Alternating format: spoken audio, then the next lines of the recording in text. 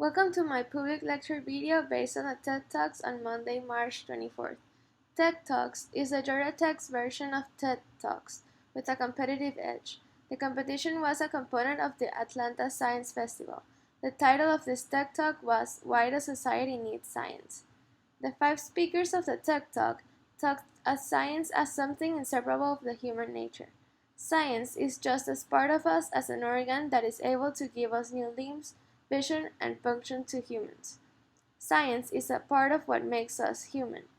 Society needs science because humans need science. This topic was very interesting to me because I have never really thought about physics or any other science in this way.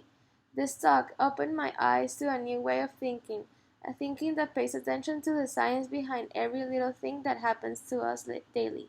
Now, I think of science as an organized knowledge, taking the unknown and making it known.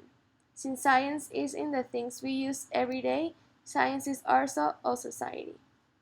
My favorite speaker was Natalie Schroeder, with her talk How Thinking Gets You Pregnant. When I first heard this title, I was confused on what was she really gonna talk about. But I really enjoyed this talk because it showed how science is linked with everything we do and how it shapes our thinking. Thinking, analysis, and making hypotheses are capacities that we develop since we are born.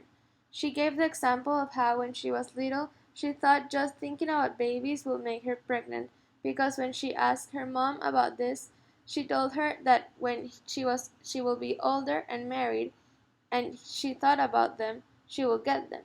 She panicked because as a little girl, it was very hard for her to stop thinking about something she wasn't supposed to think, and the only thing she knew about babies was that they were small, presumably human, that they grew, and that they stored food in fat mothers. Little by little, she found out that just thinking about babies wouldn't make her pregnant. I think this example shows a very important part of science, and I think it is amazing how since we are little, science allows us to take information to understand the world and move forward. And as little kids, we don't even notice we are applying the scientific method by doing this. I agree with her definition of science. Science as the foundation that allow us to understand our world. Science is humanity's big adventure.